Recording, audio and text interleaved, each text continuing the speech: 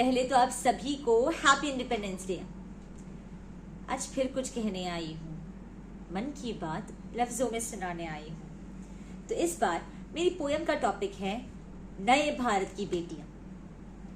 कमजोर समझ बैठे जिन्हें वो अब ना कोई अपमान सहती हैं, कमजोर समझ बैठे जिन्हें वो अब ना कोई अपमान सहती है, चुनौती से चांद तक जाने वाली वो इस नए भारत की बेटी है।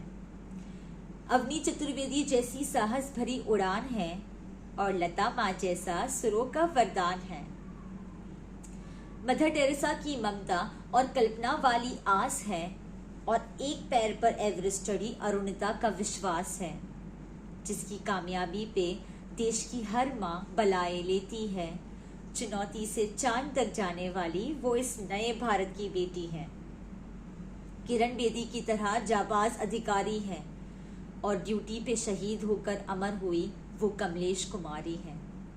ऐश्वर्या जैसा खूबसूरती का ताज है वो और उषा मेहता जैसी उठी निडर आवाज है वो। अंग्रेजों के खिलाफ रानी लक्ष्मीबाई जैसी आंधी है और जो दुश्मन के भी हथियार गिरा दे ऐसी इंदिरा गांधी है। रोज सवेरे अंधविश्वास के अंधकार को ना कहती है, चुनौती से चांद तक जाने वाली वो इस नए भारत की बेटी है। जिसकी एक ओलंपिक में 2 मेडल आने पे खुश हो जाए सारा हिंदुस्तान और जिसके महीनों स्पेस में अटक जाने पे फिक्र करता सारा जहां। ये वो बेटियां हैं जनाब, जो समाज के खोखले बंधनों को तोड़कर इस मुल्क का इतिहास लिखती है। चुनौती से चांद तक जाने वाली वो इस नए भारत की बेटी है।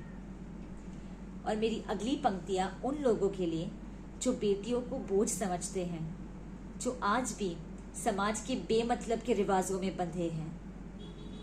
अब से इन बेटियों की भी धूमधाम से करना शादी, अब से इन बेटियों की भी धूमधाम से करना शादी, क्योंकि ये आंगन का महकता फूल है, ना कि घर की बर्बादी।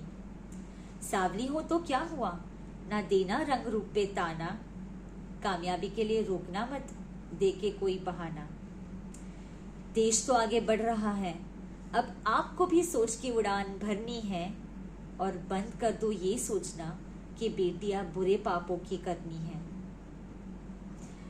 और आखिर में बस इतना कहूंगी कि जो लोग भी मेरी ये आज की बात सुन रहे हैं, उन सब से मेरी इल्तिजा है कि अब से हम जैसे नए भारत की बेटियों के लिए राह में पत्थर नहीं बल्कि उड़ने के लिए पंख दीजिएगा। बहुत बहुत शुक्रिया।